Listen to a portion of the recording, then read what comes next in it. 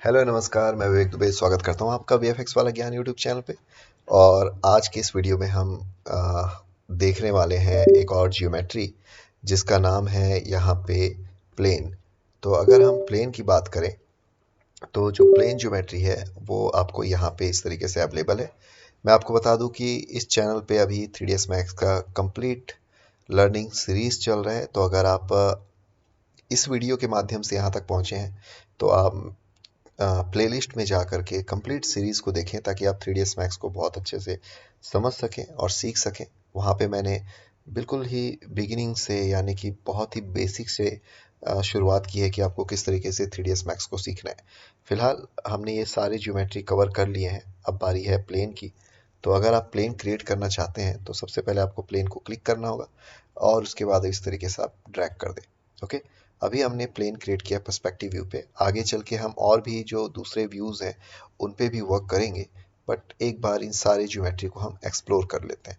अब आते हैं मॉडिफायर्स पे। मॉडिफायर्स पे आने के बाद हमें मिलता क्या एक्चुअल में, इसका पैरामीटर मिल जाता है। तो यहाँ पे आप देख सकते हैं कि एक प्लेन के पैरामीटर्स में आपको मिलता है लेंथ, विड्थ, लेंथ का सेगमेंट, विड्थ का सेगमेंट, रेंडर मल्टीप्लायर्स में scales, density, total number of faces और साथ ही साथ जनरेट मैपिंग कोऑर्डिनेट और रियल वर्ल्ड मैप साइज। तो एक बार इन सब चीज़ों को आपको देखना है, उसके बाद आपको इनको प्रैक्टिकली चेंज करके देखना है। जैसे कि आप लेंथ के वैल्यूज़ को चेंज करते हैं तो कुछ इस तरीके से चेंजेस आता है।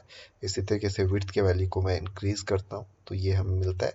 अभी अगर मैं सेगमेंट पे कुछ चेंजेस करूँ तो आपको चीज़ें उतने अच्छे से समझ नहीं आएगी, पर अगर मैं F4 कर दूं यानी कीबोर्ड पे F4 प्रेस करूं तो आप यहाँ पे देख सकते हैं आपको सेगमेंट भी दिखाई दे रहे हैं।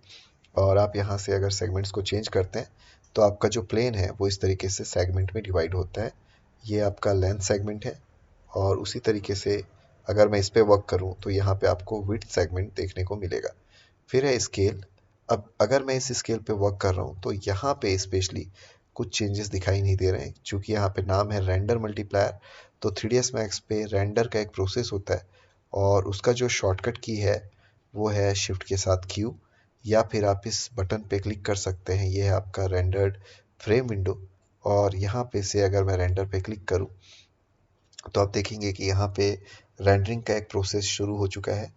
और फिलहाल आप देख सकते हैं कि मेरा जो 3ds मैक्स है वो नॉट रिस्पॉन्डिंग हो चुका है। ओके, वापस से ही आ गया। थोड़ा वेट करते हैं और ये जो प्रोग्रेस है इसको चेक करते हैं। अभी मैं एस्केप प्रेस कर देता हूँ।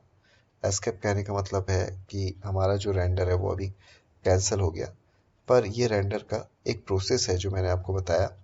और रेंडर के बहुत सारे इंजन होते हैं, रेंडर के बहुत सारे टाइप्स होते हैं, उसको हम आगे देखेंगे। तो ये जो है रेंडर मल्टीप्लायर या रेंडर डेंसिटी, ये आपको रेंडर करने के बाद ही दिखाई देने वाला है। इसके अलावा ये जो दो ऑप्शन है, जनरेट मैपिंग कोऑर्डिनेट और रियल वर्ल्ड मैप साइज, ये जो है ये मटेरियल के जो चैप्टर है उस पे हम कवर करेंगे। तो चलिए अभी थोड़ा रेंडरिंग के प्रोसेस को देख लेते हैं। रेंडरिंग पे आके यहाँ पे ये सारे मेन्यूज़ हैं रेंडर के, और इसमें ही आपको मिलता है रेंडर सेटअप। रेंडर सेटअप पे आकर के मैं क्या करता हूँ, यहाँ पे रेंडर का टाइप चेंज कर देता हूँ। मैंने कर लिया स्कैन लाइन रेंडरर और अब रेंडर पे यहाँ से क्लिक करते हैं।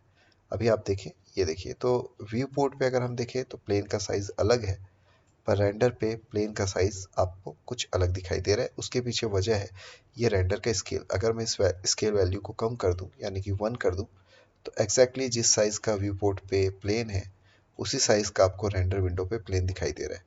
बट अगर मैं स्केल की वैल्यू इंक्रीज़ करूँ तो आप देखेंगे प्लेन की साइज़ यहाँ पे चेंज हो रही है। तो इस तरीके से आप प्लेन के पैरामीटर्स पे वर्क कर सकते हैं।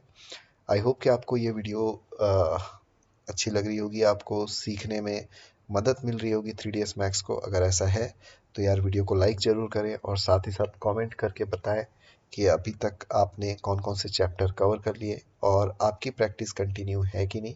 एक चीज़ मैं और कहना चाहूँगा कि ये जो वीडियो है ये एंटरटेनमेंट के पर्पज़ से नहीं है, तो अपने माइंड पे ये सेट करके ना रखें कि मैं यहाँ पे आपको कुछ तरीके के चुटकुले सुनाने वाला हूँ। मे भी हो सकता है कि कभी कभी किसी चैप्टर में अपने आप ये चीज़ें बन जाए।